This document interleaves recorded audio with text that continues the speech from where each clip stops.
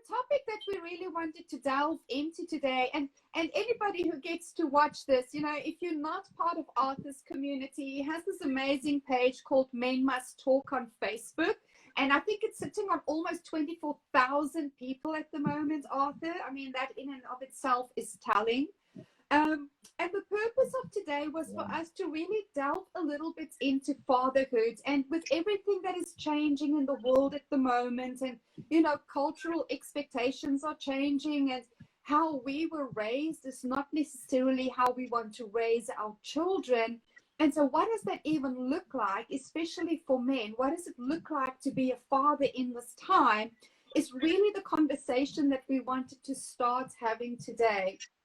And Arthur, I'm one of those people, you know me, I don't really like to sit and teach and preach people. I like to engage and have conversation, and I love to coach, you know, like that is my jam. But I'm here to be in service. And so as a father, how can I serve you today? Well, you know what? I'm trying to navigate fatherhood in these turbulent times. Things have changed. In terms of what makes a good man, what makes a good father, you know. Some of the things that made me a good father would be compromised a bit now because of things like income, you know. Jobs have changed, and now I'm a business person. I'm an entrepreneur at the moment, and everyone knows that it's quite tough getting started off, just getting off the block, you know. And people don't seem to understand this. They think, why? Just get on with it, you know. Where's the money, you know? Where's the money in this, you know? That was one of the things that I was told about Men Must Talk. Like, how much money are you making from this platform, you know? And I said, I'm not really doing it for the money. And they said, that's the problem. That's exactly, that's your problem, you know? So yeah, it's been difficult. It's been difficult to actually follow your calling and to follow your passion in this sort of environment. So I'm trying to figure out what makes a good father, you know? How do you be a good father when things have changed in terms of your earning capacity? It used to be about protect and provide. Well, now we've got security companies to protect the house. And then if you're not providing, then where do you come in as a man, you know? So when I saw your project about the alpha male, I thought, you know what, I think that's what we need, because what we're doing is we're losing the boy child. The boy child has almost been forgotten. And we're raising these strong women, very strong, independent women. And I don't know who's going to be able to actually come through and try to date these strong women when things are so tough from the boy child's end. I think some of the statistics that have made me, I think, very, very despondent has been the suicide rates going up, and it's getting worse and worse, and it's across race, it's across age groups.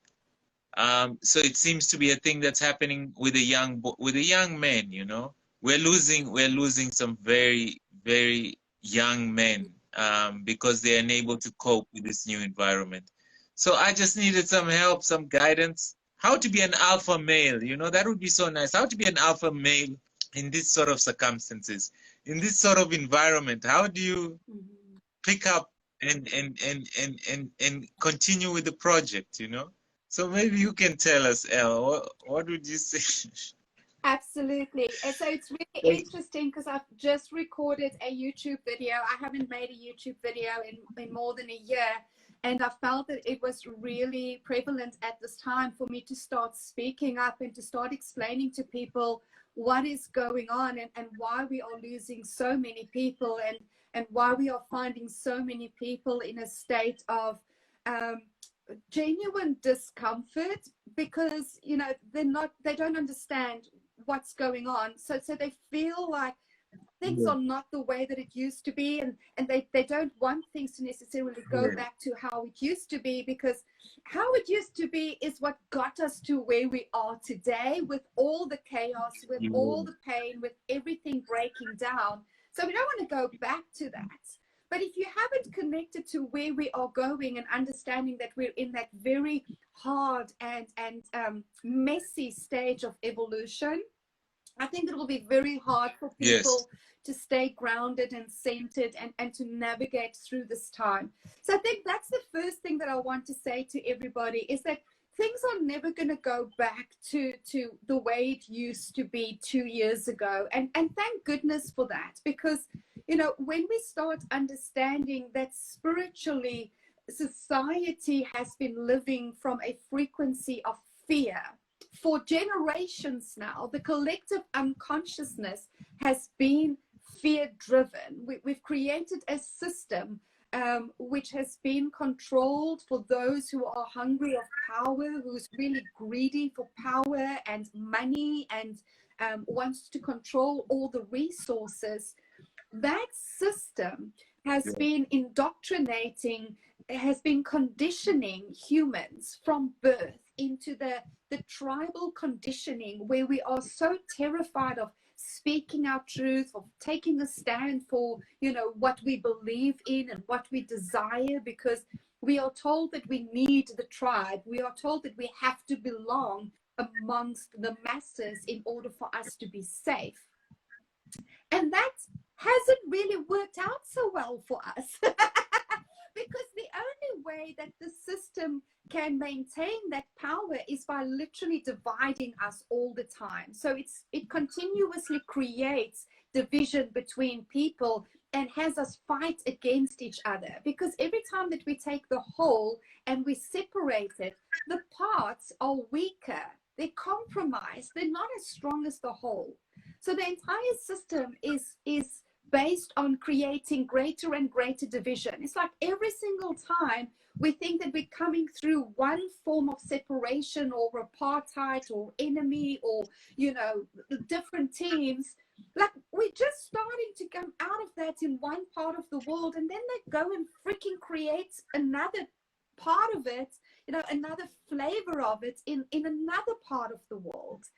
And so we have to first understand that as long as we divide, and conquer, we are dividing and killing ourselves. So just drop into that for me for a moment and understand that you're exactly where you need to be. Because if your life is perfect at the moment, if everything is just perfect for you and you don't feel like you need to change, it's because you've built your life on the old system. And the old system is breaking. Like, it's inevitable. It's not going to continue for much longer. So whatever has been built on that system is not going to work in what we call the new world. And so this is the perfect time for all of us to just take a step back and go, wow, okay, what has life been all about for me? Like if I stop shaming myself, if I drop out of that harsh criticism and judgment of myself based on the lens that was gifted to me by cultural conditioning, then I drop out of that and I drop into deep compassion for myself. And otherwise, you know, having empathy for where I am, but a commitment to end suffering. That's the true definition of compassion. Then what have I learned in my life? Like, what have I learned with regards to the values that I hold for myself? Where do those values come from? Are they really my values? Are they my soul values? Or am I basing my life on something that was handed over to me by previous generations? Not that they meant to do me harm. You know, everybody does the best they can from where they're at and what they have available to them. We just get to know more today because we have access to more people all over the world. But so if I just drop into that and I get to understand, what are my values? You know, where are they coming from? Are they really my soul values, or are they somebody else's values? What is my soul values? Like, what is my soul purpose? Why am I here? And is my life in integrity with that? Or is it out of integrity? And out of integrity is just meaning that your foundation is laid on values that's not your own, or you have compromised your values for money, for prestige, for cultural conditioning and belief systems and belonging. And that's okay. Like, we're not making any of that wrong. We're just receiving all of that. Then we get to decide, okay, then what is my values? And what is the life that I'm going to create on that? That's what this time is made for. Like, that is what this time is made for.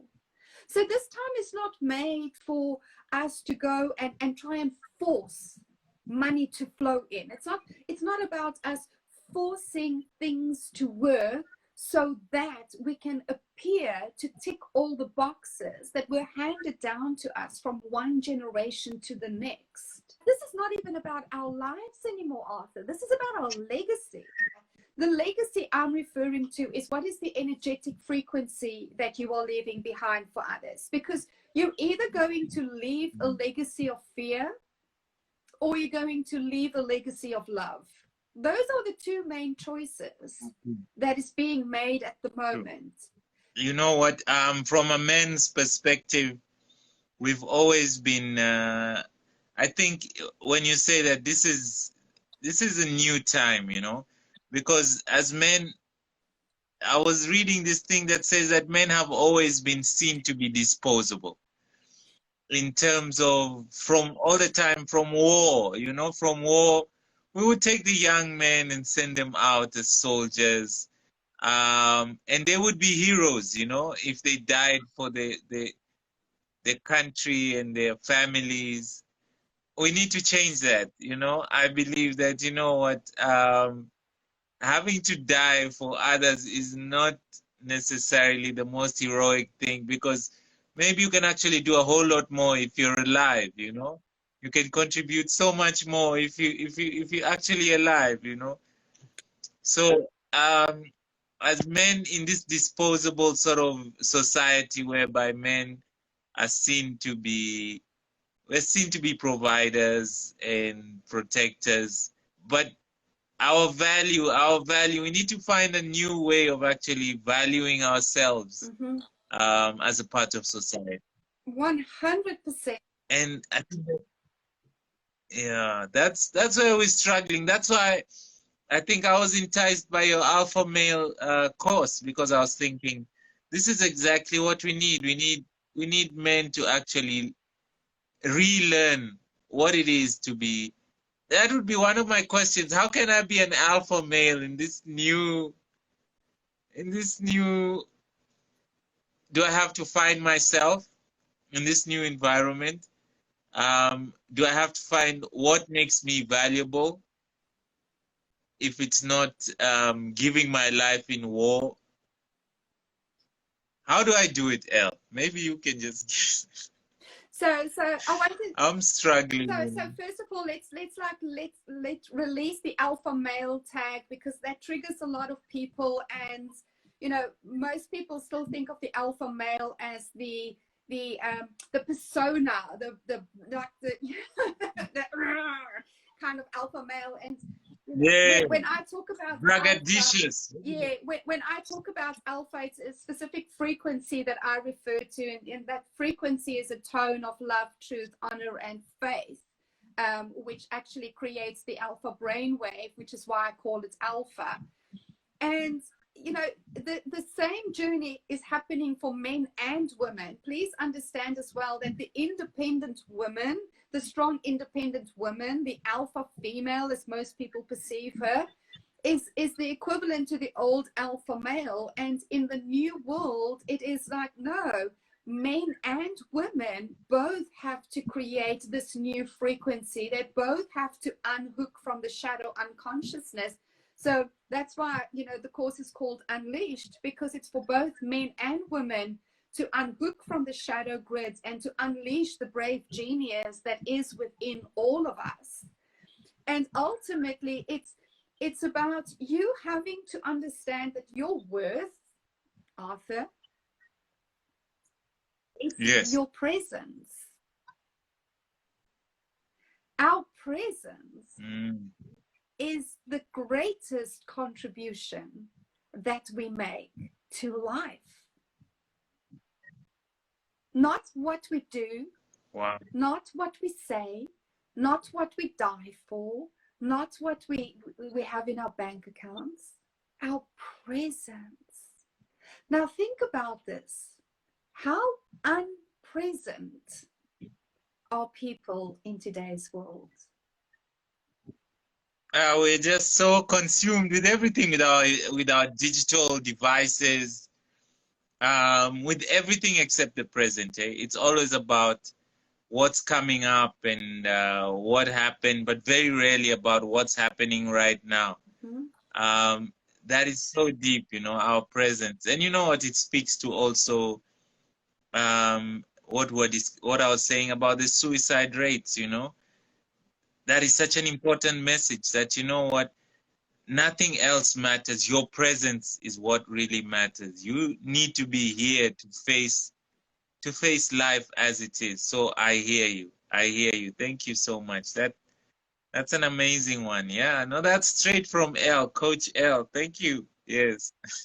And that's the whole thing, Arthur, is we were all raised to think that our worth is dependent on how smart we are, the grades that we got at school, Yeah. the titles that we have in work, you know, where we live, what we drive, what we wear. Like everything has been so externally driven by the society that we have created. And I know for a very Yeah. long time, I didn't even show up in life. I didn't show up for people because I didn't feel good enough to be in the company of other people, of the people that I really admired. And I had put them on pedestals and thought, oh my goodness, they would want nothing to do with me. I'm not where they are. And then, Yes. interestingly enough, I was with a client a little while ago, and he just spoke for almost an hour, and I didn't say anything. I was just really present with him. And he finally stopped and he goes, oh my God, I've just changed in this conversation, and you haven't said anything. I said to him, I didn't need to say anything. All you needed was my presence. All you needed was somebody who sees the greatness within you to witness you. Wow. Wow.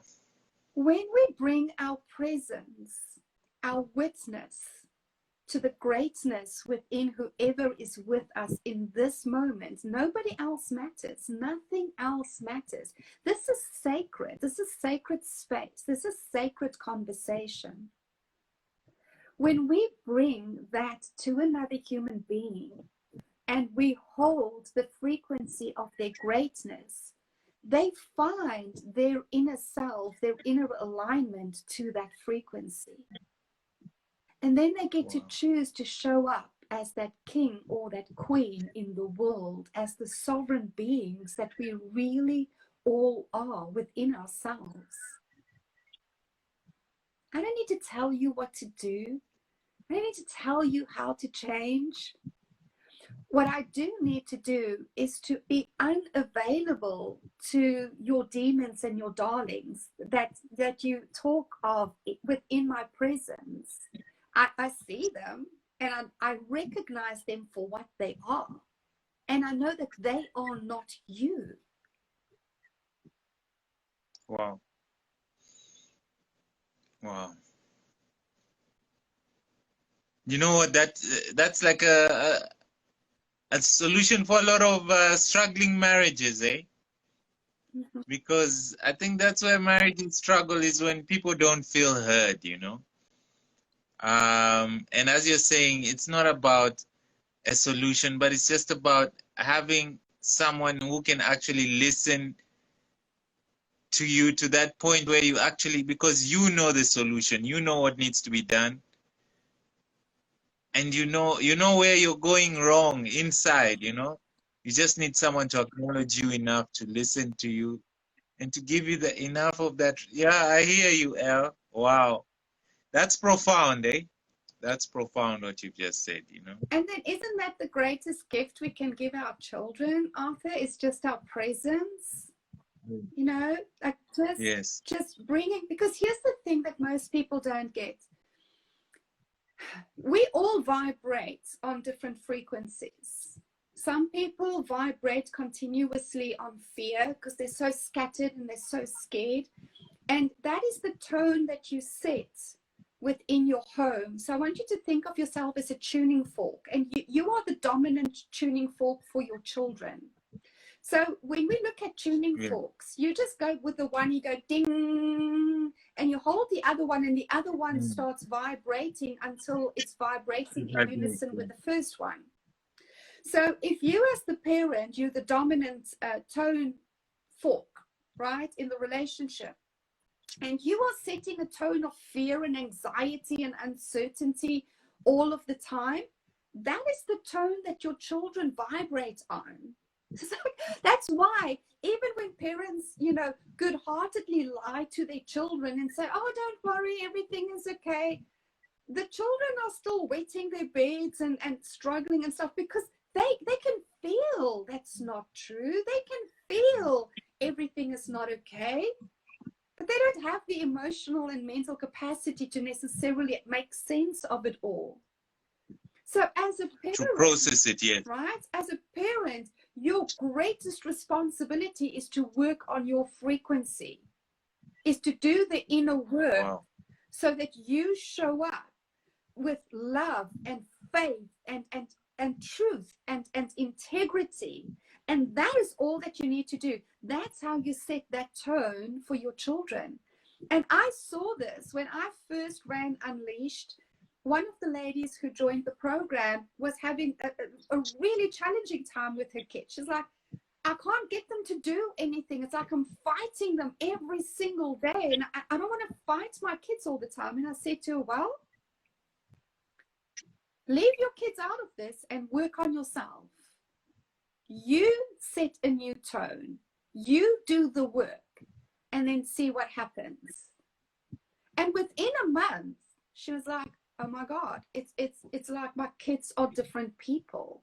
We're having the best time. I don't have to fight with them. I don't have to instruct them. Like, we have become a cohesive team that are all just operating on the same level. Wow, this is so profound, eh? I'm scrolling back in my memory banks and thinking, what tone was my tuning fork setting, you know? Because you know what, children, they say children don't listen to what you say more or less than they actually, they feel. It's about feelings, you know, and they're your children, so they can read the energy. If you're setting that energy, how do you expect, you could be saying something else that is so awesome, but the energy is there. The energy is already there. So that's exactly what you're saying. That's profound, eh? Thank you, Elle. That's very, very true. Eh? Absolutely. That's very true. And again, you know, I don't want you to go off and go, oh my God, I'm scared. Now I have to quickly fix myself because it's not fair on my kids. No, don't do that to yourself either, because it's going to drive you crazy. You know, that's just a whole old guilt story that comes playing up for people. No, awareness is just the first step. Like, just drop into gratitude of awareness, of finally, you know, having a tool to see things differently, of having a tool to understand what you've not understand before. I'm always deeply grateful. I always ask myself, you know, and when I journal especially, I'm like, please give me the courage to see that which I've not seen before. Please give me the courage to hear that which I've not heard before. And then being deeply grateful for that. Because if we are not grateful for understanding that you created this conversation for yourself today, Arthur, and anybody who gets to share in that with you, like, you've created this. There was something inside of you that said, I want to do things differently. I know that I can do it better. You were committed to that. And so you've created this. So I want to acknowledge you for that.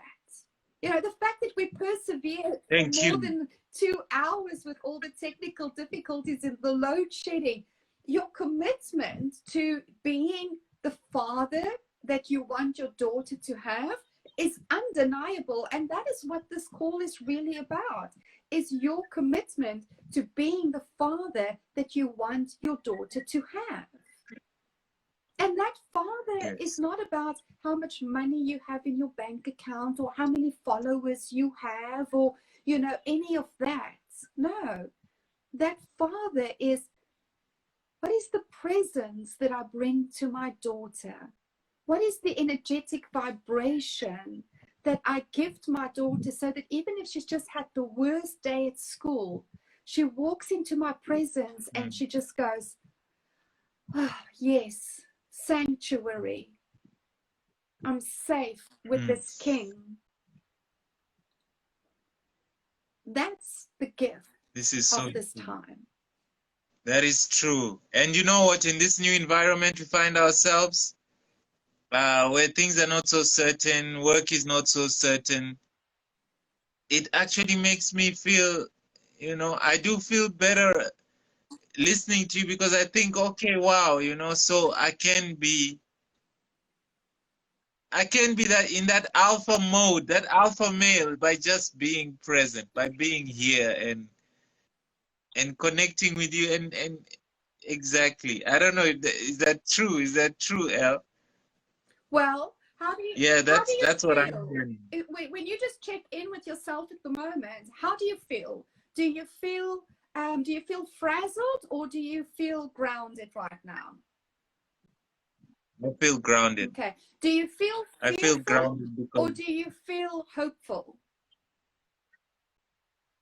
I feel hopeful because I believe that it's something I can control in terms of my energy. The energy that I'm putting out is something I can work on. So it gives me hope that, you know what, this can be done, you know, not all is not lost. Mm-hmm. All is not lost. Do you That's feel what I do feel. do you feel frazzled or do you feel grateful right now? I do feel grateful. Okay. I feel grateful because I'm still here. I'm present. I'm here. So, wow. Exactly. And this is what I was saying, Arthur, is when you spend time in the presence of somebody who's committed to this level of life, you receive the change. Like your frequency changes because I'm holding the tone of this conversation and this space. That's why I say I set the tone. That's also why I'm committed to getting up every morning and first ensuring my tone is pure before I show up for anybody else, because I understand the power of the frequency that of my presence wherever I go. So that is my greatest responsibility, is to make sure that I am setting the tone that I choose in this world. And the more you spend time in my presence, the more you will vibrate on this frequency until it's your new frequency. It's why I tell people I can't teach them theory to get to this presence, because you have to experience it. You have to kind of be in this and go, how did I feel before I had this conversation with Elle, and how do I feel now? And then tomorrow, you probably will have been vibrating on the old frequency again, because that's just the old pattern. So the more time you spend with me, the more you will actually start vibrating until this is your new frequency. That's life experience, people. It's not book learning. It's allowing yourself to be in the presence of others and allowing yourself to have the experience. And you know what? I think in this environment, that's what fatherhood should be, because as the head of the household, you should be the one to set the tone in your household. If there's a tone of panic and being frazzled and then that's what happens in your household. I mean, your role as the father is to say that, you know what, everything will be okay. You know, I may not have all the answers, but I'm going to stay strong in terms of the fact that there's faith, there's hope, and I'm here to give love, you know. So wow, that is fatherhood in these turbulent times. I don't know. I'm feeling that is the crux of it, you know, is actually staying, keeping your cool, keeping your head while others are losing theirs, you know. Absolutely. Be the eye in the storm. And the only way that you can be that is by doing the inner work. The only way that you can be that is by allowing yourself to see things differently. The only way you can be that calm in the storm, because just telling your kids everything is going to be okay when you're like, oh my God, I'm not sure if it's going to be. No, that's just not working anymore. It's like we're past those times. Like we have to do the work on the inner self to stay connected to our higher truth and our higher self and our higher faith, and hold the vision of, at the end of all of this, we are going to have a world of unity. We're going to have a world of abundance. We're going to have a world where men and women once more are coming together in harmony as equal and different, where there's this beautiful interdependence and co-creative process happening again. The way that we are designed to be interdependent and co-creative. Thank you, Elle, for this. You know what?